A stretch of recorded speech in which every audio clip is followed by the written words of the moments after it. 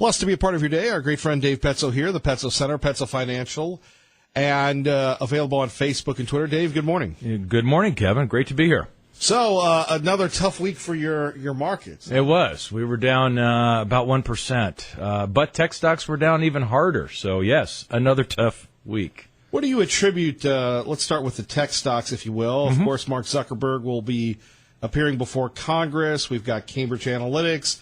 We've got the shocker that, there really is no privacy on the Facebook. What do you attribute the erosion in Amazon, the erosion in Facebook? Yeah, Kevin, I think the reason they're taking a bigger hit is a number of reasons, right? There's never one, but they've been leading this market, and so when we have a correction, and they occur typically once per year. It's just been 2 years since we've had one. When we have them, usually they take down the leadership, right, which has been the tech stocks. And they can go down a bit more because they've been further ahead. That's number one. Number two, though, what we've had now is some specific news in tech. I mean, the Facebook fiasco is kind of a big deal, and now it's begging for more regulation. No industry does well with more regulation. So that's the reason why there's now a focus on it. Is it a good idea that Google has all this data? Should we be looking at them next? Do they have a monopoly in advertising online? Is Amazon, is it reasonable that they have all that data and they're listening to conversations? And after all, the president isn't exactly buddies with Bezos, so we've got all kinds of circumstances there. Should we break up Amazon? I think they should, Kevin. We've talked about it before. It's not right to take money from one business that's making a ton of money and then selling below prices, below cost somewhere else in order to drive your competitors out. It's not a reasonable way. It's why we do antitrust things. So I think there's a lot of pressure on these companies, and that's why the focus is there.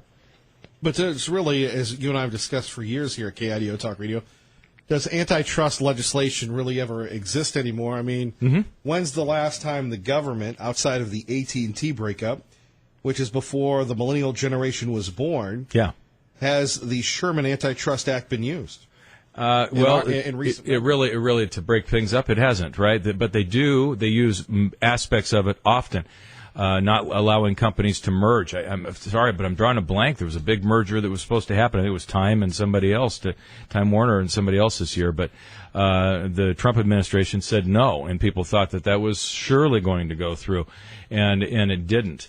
So there are aspects that they have shown their teeth before, and this certainly during the Obama years, many mergers were not allowed. And when you see banks, for example, merge, this is a classic example, they have to get rid of a lot of different branches, for example. They may have to sell them off to another bank because they do not want to have monopolistic power in one area. Right, but we have seen, on the other hand, we have seen a lot of mergers in banking and in other parts. You have AT&T and DirecTV. You have other of these huge conglomerates, Comcast and NBC. And really, is the public served in these mergers? I think that's the big question. Or is it just about being a more efficient corporation? Right. When does the government jump in? Right, when they feel that the consumer will be hurt. That's typically the case. And I think, Kevin, when you take, as long as you have viable competition in an industry, there's no reason to not let companies merge.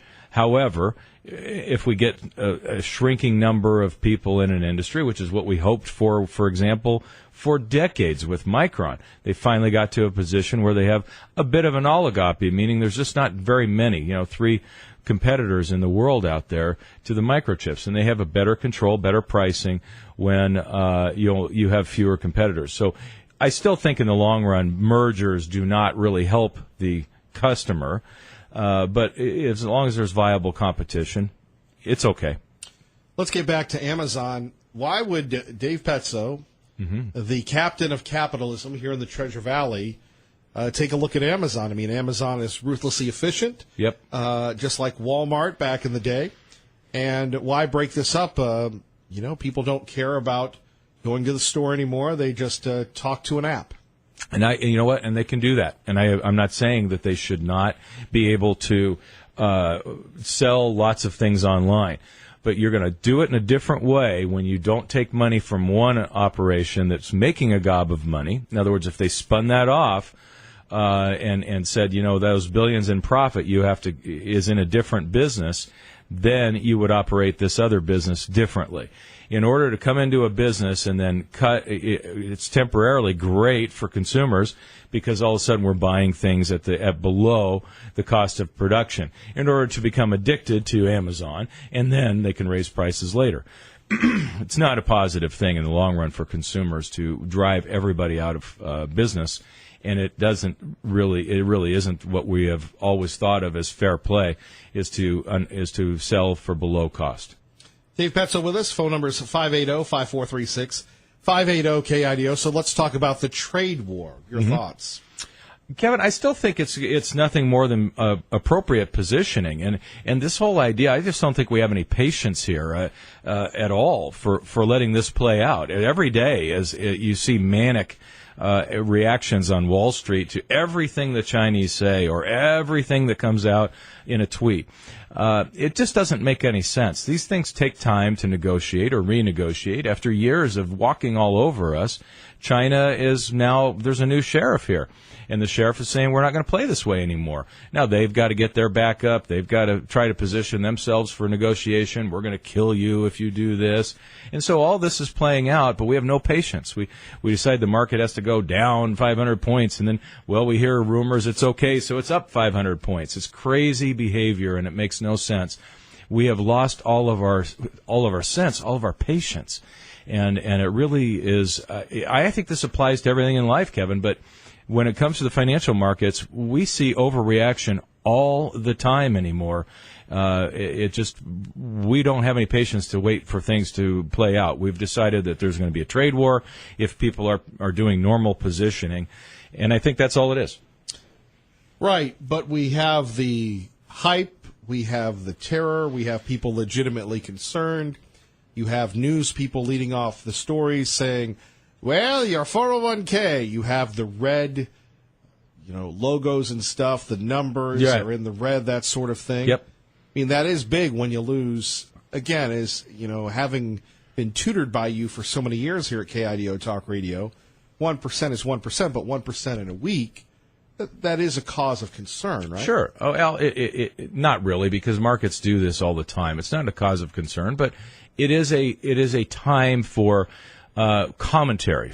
It's a news item. It's something for people to talk about. However, though, I would beg to differ, and this is something being people call me front runner Kevin. When you're a fan of the New England Patriots, you're a fan of Alabama football, you get so used to winning. Yes. That you're not used to losing, and then it can be a culture shock. And let's face it, for many investors that have followed the Dave Petzo regime, and even before the Dave Petzo regime, this has been a run where you get used to winning. You do get used to winning. So that might explain some of the shock. It can, but at the same time, even during this incredible winning streak, and I like the way you phrased that, I didn't even think about you just being out with all those the winning teams. The front runner.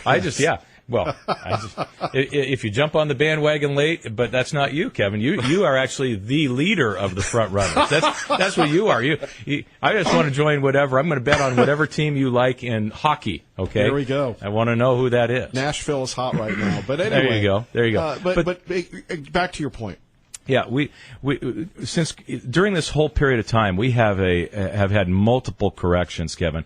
People were wanting to jump out of a window at the beginning of 2016. I remember the headlines: the worst start ever for the market in a year, and it was. But you're making stuff up. This is the worst January arbitrary date to arbitrary date ever. That doesn't mean we're heading into a recession, depression, or what have you, but it makes for headlines. And I'll give you another example. 2008, for example, when the market went down 777 points in a day, okay? You saw the headlines read, Dow's worst day ever, okay? Then you turn around, and the next day it was up 500 points, rounding up, 500 points. And you don't remember the headlines that said, Dow's third best day ever. No, it's not the way it works. It's when it's negative and depressing, we have headlines. When it's good, we don't. And so that's what happens and we've had multiple corrections even during this great winning streak. It's kind of, if you want to use your sports analogy, we just bogeyed a hole. That's all. When corrections occur, it's a stretch of a couple of rough holes. It doesn't mean that we don't hang on and win the Masters. It does mean that we've had a couple of bad holes. Patriots still lose a few games in this amazing run they've had. This is the same thing with the market. Corrections are normal and does not mean the bull market is over. Let's go to a question from USA Today. Wild stock swings likely won't stop anytime soon here on KIDO Talk Radio. Yeah, that's going to be the headline every time. And then they do stop swinging the way. And of course, they don't come back and correct the headline. They don't say, stop swinging wildly. It's a great headline. It's something that scares people. You shouldn't get in when stocks are swinging wildly. Apparently, we should never get into the market when it goes on sale. Apparently, we should only buy when things are high. That's crazy. It's the only time we act like this with anything in our life. You would never take a suit of clothes and say, hey, next time, these are wonderful, I want to keep them, and as soon as you mark the prices up, I'll come back and buy them. Nobody would do that. We never would do that. But we do that with stocks all the time, and it's because we always want to have that feeling that we're jumping on at a winning time, when we have to fully understand and appreciate that this requires some patience, it requires time, and that's all it does to win. It's not like you have to manage a company. You don't have to be particularly smart at all. You just have to get on board and stay on board, and you become wealthy. It's really quite simple, but it doesn't make headlines that way.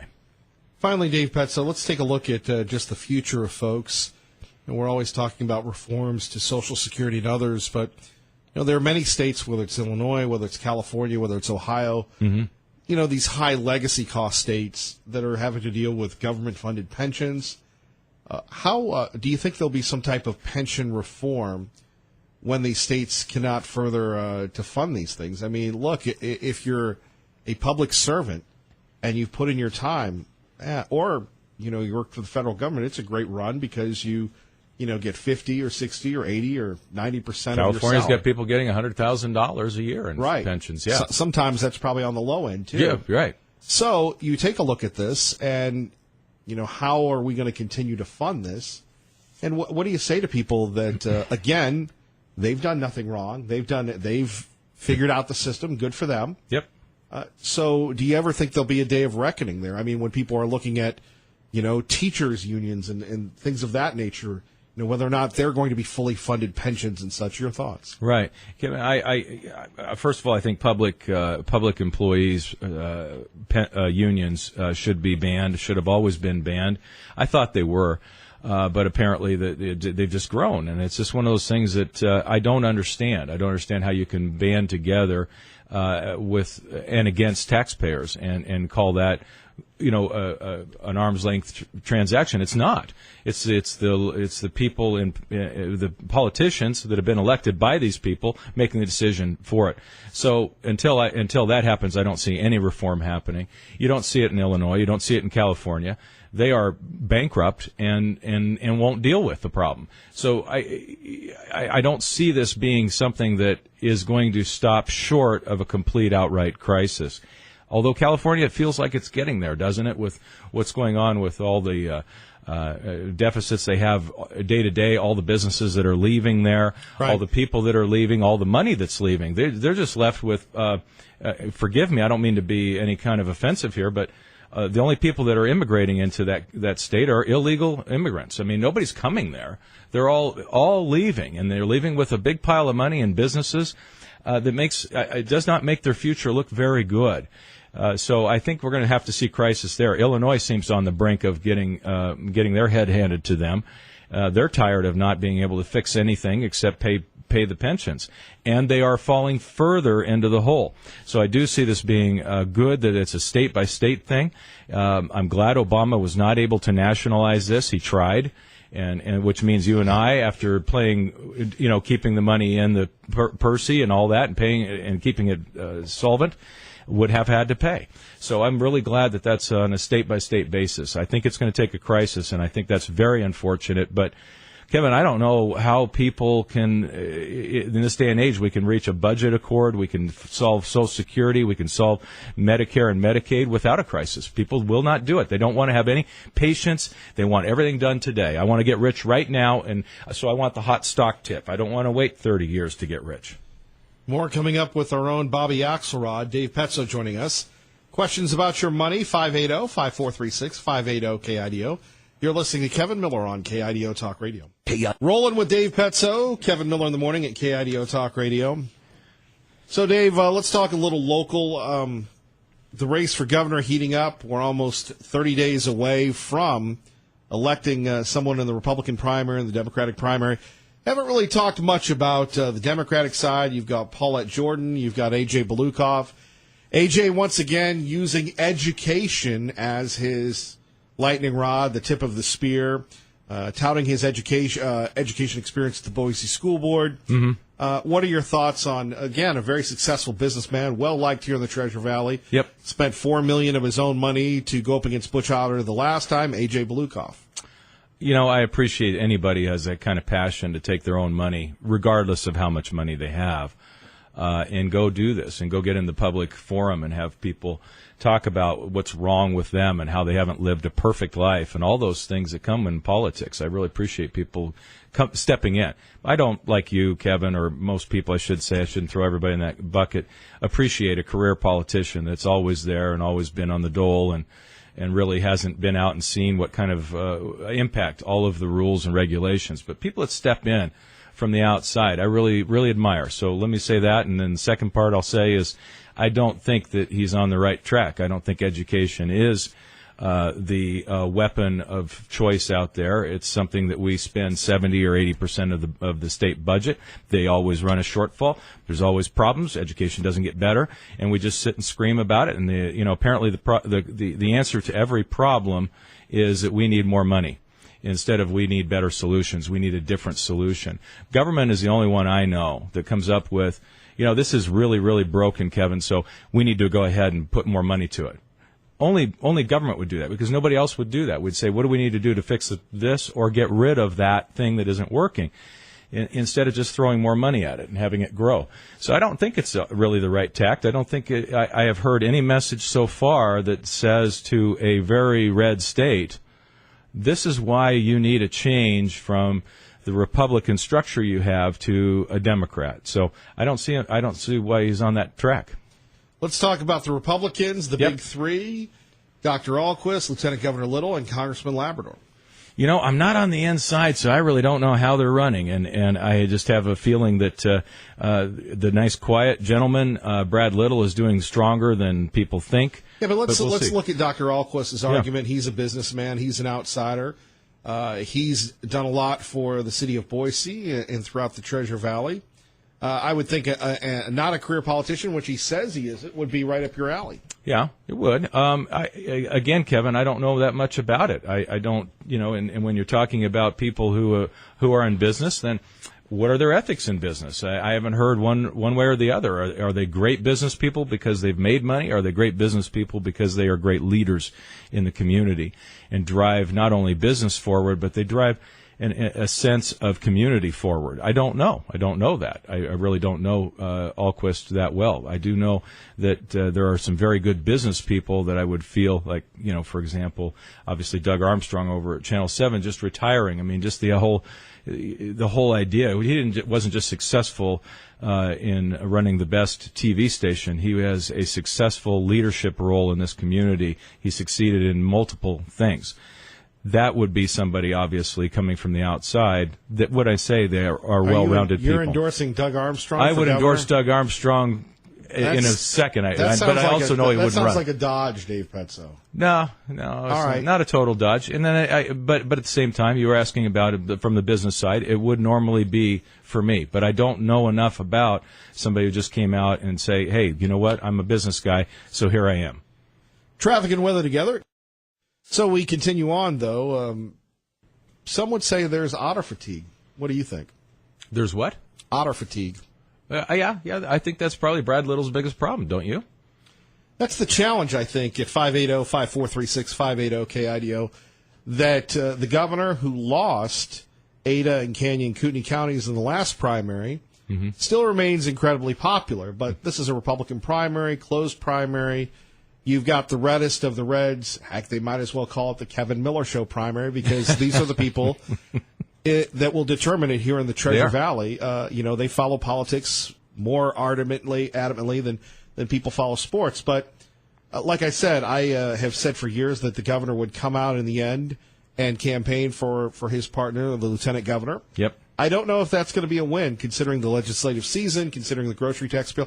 It's a fascinating question. That's why I asked you for it instead of giving my answer. Yes, well, I appreciate the chance to answer, and I'm not on the inside of politics. That's why I said earlier, I have a feeling that Brad Little's doing stronger within the where he needs to, and that is within the party. He's got a well-known brand. He's a gentleman. Everybody likes him.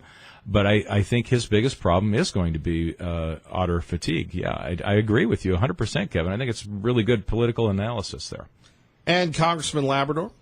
He's very strong in the party. So I do. I see that being his biggest plus. He's conservative in a conservative state. He has not too much experience. We're not fatigued by him. And he's a young, fresh face. I have to say he's a front runner. But boy, we got a month to go where it's going to get real heated, and I'm looking forward to some debate. I'm looking forward for the Petso primary. Right. I'm running as an independent on the outside of that. Right. That'll be successful. Dave Petso, anything else we should be looking out for? No, we are starting to get towards earnings season, and I think that's going to quiet the market down. It will be focused more on what corporations are actually doing than what's going on the, if you will, the news feed about trade. So I think it'll help quiet it down. That's a week away, but we're getting close. Are you worried about the Chinese at all? I'm always worried about the Chinese, Kevin. You taught me that 8 years ago when I wasn't worried enough. You kept sending me stuff, and I said, "Oh, you're right." Well, now now they're declaring trade wars on us. They are, and I think that this is, as I talked about on Saturday, this is a very important time in our country. This president has inherited a massive amount of problems that no president has dealt with since Reagan, from North Korea to Iran, and now, of course, a trade war and the Russians. He's got a lot going on every front because presidents before him just appeased all of our enemies, and China's one of them. And he is not the first person to come out and say this isn't a good trade deal with China. They steal our intellectual properties. Every single president has complained about it and done nothing about it. And so now we can't, we run around with our hair on fire like he's trying to start a trade war out of nothing, and instead of actually being the first president since Reagan to do anything while they're in office. Our great friend Dave Petso, the Petso Center, Petso Financial. Dave, thank you. Kevin, always a pleasure to be with you, and thank you for your good work. You are an amazing radio host. Thank you. Well, you're a great American. Thank you.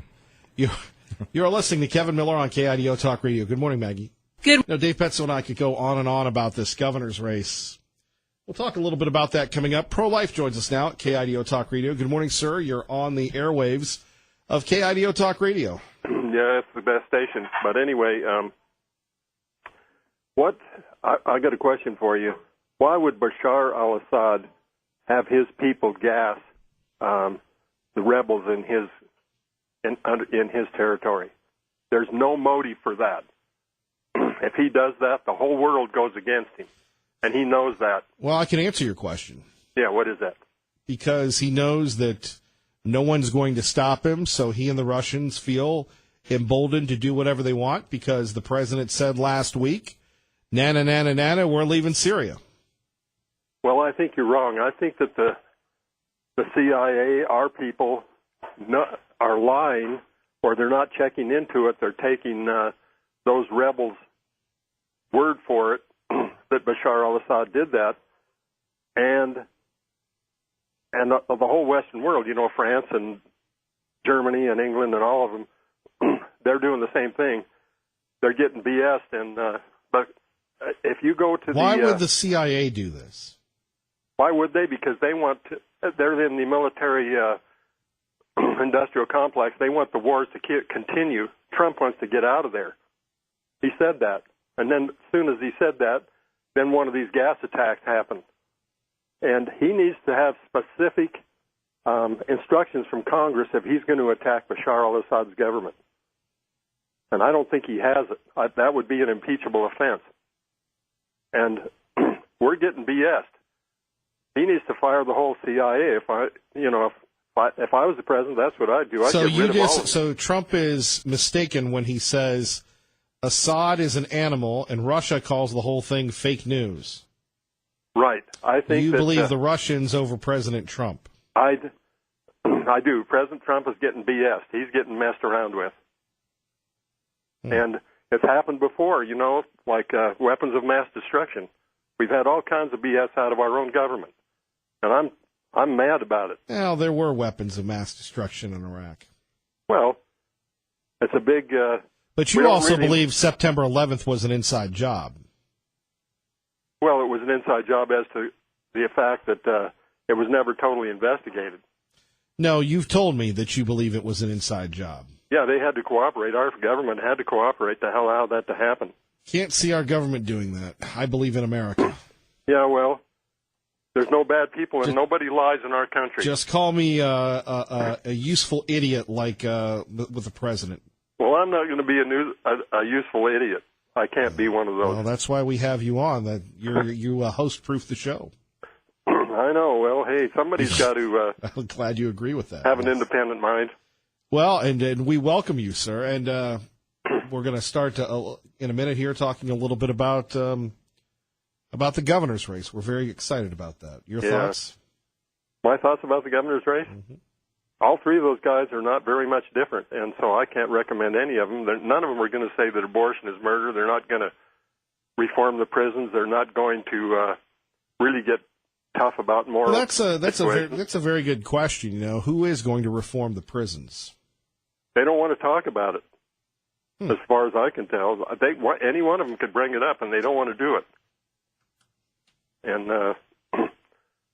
they don't want to say that they're not going to hire gays in the state government. None of them are going to do that. You're saying the gays shouldn't be hired? No, they shouldn't be hired. They should be traded to California or Massachusetts for straight people. It'd be a good trade. Everybody'd be happy. Pro-life, I have to let you go on that one. Yep, you better. God bless you. God bless you. So you've heard it here first. To quote Pro-life, he wants to quote, he's running, I think, for governor or senator, that we would trade the gay people for the straight people. Remember, this program is for entertainment purposes only. 580-5436. 580-KIDO. Over the weekend, we had A.M. Joy saying that, what would happen if the president were, charged with a crime? Would he barricade himself in the White House? Me to you, because the question that, Lawrence O'Donnell and I were talking a bit about this on his show the other day, but this is the question. Let's say that Donald Trump decides he doesn't want to give an interview with Mueller, but Mueller says, but you will. And he's subpoenaed to interview Robert Mueller. And Donald Trump simply says, I don't recognize that subpoena. This is a president whose behavior is very for a president of the United States. He doesn't seem to follow convention. Who would force him to comply with the subpoena ordering him to do an interview with Robert Mueller? It would be a federal district court judge. The government. How would they enforce it? At that point, they would make a motion to hold Donald Trump in contempt. And the question would be, what would the federal district court judge do in terms of a remedy? Normally, a person who refuses to testify before a grand jury winds up being incarcerated for the time period of the grand jury, which can be up to 18 months. So one way to enforce it is to have Donald Trump taken by the federal marshals and put in federal prison until he testifies. What if he refuses to open the White House door? What if the secret, what if he fires any Secret Service agent who would allow the federal marshals in? Now remember, this is from a publicly traded company called Comcast from MSNBC with this hyperbole. And again, Saturday morning they used to have cartoons. Remember that? Overture, Curtain Lights, Kevin Miller's not a singer. Let's get back to talking at 580-KIDO. Yes, you're right. This is Looney Tunes. The president is going to be subpoenaed, and then he locks himself up in the White House, and then he fires the Secret Service people. Oh, my goodness, what's he going to do? If Donald Trump simply decides, I don't have to follow the law, I refuse to be... I am the law. held under the law. No marshal can get into this White House, and any Secret Service agent that defies me is fired. Well, at some point, he's going to have to come out of the White House. At some point, he's going to have to leave. And the U.S. Marshals will be directed to take him into custody, bring him before the federal district court judge. He'll be basically told that either he goes in. Now, remember, this is the craziness here. This is how bad, I suppose that this is a reason why we don't need to get angry. We have to force ourselves to chuckle, and we need to pray to God for our country. Because there's a certain segment that actually believes this pablum. There's a certain segment of the country that is rooting against Donald Trump, as imperfect or as perfect as he may be, and getting his agenda. You have people urging the First Lady to leave him. You have people saying he's going to barricade himself in the White House, and he's going to fire the U.S. Marshals. By the way, Robert Mueller, as reported by Lars Larson and Sean Hannity on KIDO Talk Radio last week, Robert Mueller said the president is not the target of a criminal investigation. He's going after the oligarchs in Russia, right? At 580-5436, 580-KIDO. It just seems so silly that these folks get themselves so worked up on these issues that is based on utterly pure, unsubstantiated speculation. It is so ridiculous. And in the old days, we would fight the libs. But as the Lord has told us, and I'm sure you do this, it's a very humbling exercise if you haven't done it, to pray for your enemies. So maybe it's time to start praying for conversions for the libs. You know, that's the toughest thing you can do to someone who disagrees with you, is to say, well, I'll keep you in my prayers. And it's humbling to pray for someone who hates you. But that's what God teaches us, right? So maybe it's just time to pray for the libs. Think about this for one moment. What type of depravity is in one person's heart that they would come up with this absurd thing that President Trump should be, removed from the office because he's going to hide? Looney Tunes, right? Looney Tunes. Coming up next, why I believe that Bill Cosby will beat the rap. Plus your phone calls on the governor's race, 580-5436, 580-KIDO. Here's an easy one for you. Has it gone too negative, or do you like the negative ads, the truth-telling? In Idaho Politics next with Kevin Miller on KIDO Talk Radio. And Kevin Miller in the morning here. By the way, at KIDOTalkRadio.com, we've got a poll up. Who's going to be Idaho's next lieutenant governor? Right now, Janice McGeehan out in front with a record 71% of the vote, followed by Steve Yates, followed by followed by Marv Hagedorn at 2.6%. Idaho needs Nonini at 2%, and Kelly Packer at less than 1%. By the way, if anybody knows Kelly Packer, we'd love to get her on. I believe she's the only candidate for lieutenant governor that hasn't joined us. As always, the candidates running for the big offices are always welcome. I know there have been some people that have reached out to me, and as I say, if we have one person on, then we have to have everybody on, and everybody says, well, yeah, that I don't have a problem with that. Well, some of us kind of do, because the races that are all races are important, but the races that are big, the ones that we're watching, certainly deserve the most attention. But we will try to get more candidates on. Phone numbers here, 580-5436, 580-KIDO. By the way, that poll is still open at KIDOTalkRadio.com. Just scroll down a little and you'll see it. Liberal Steve joins us now at KIDO Talk Radio. Good morning, sir. Well, I would just like to say a little about this and a little bit about that. Jimmy Kimmel and Big Shawnee, are going at it over the First Lady, saying this and that when she's reading to the students. She can speak 3 or 4 languages, I understand. She's a pretty intelligent gal. Well, Jimmy Kimmel is a hypocrite, and I agree with Sean Hannity. Here's a man that was a misogynist, Jimmy Kimmel, who's not a nice person, who says some evil, vulgar things. And God bless Sean Hannity for calling him out on it. I caught Sean's show, and he's rerunning stuff on the Man Show and stuff. Hey, you've got to be accountable for things. And Jimmy Kimmel is supposed to be a funny guy. Make me laugh, clown. Leave the political commentary for the big boys. Who can stay up that late to watch any of these people? And Sean Hannity, I mean, his ratings are in the dirt. Actually, no, they're not. He had over 3 million people a night. He's number one in cable. In cable. Put him on the big three, and he'd be at the bottom of the poll. I don't see you on cable television. Well, I'm not asking to be on cable television. You know, I'm happy just where I'm at.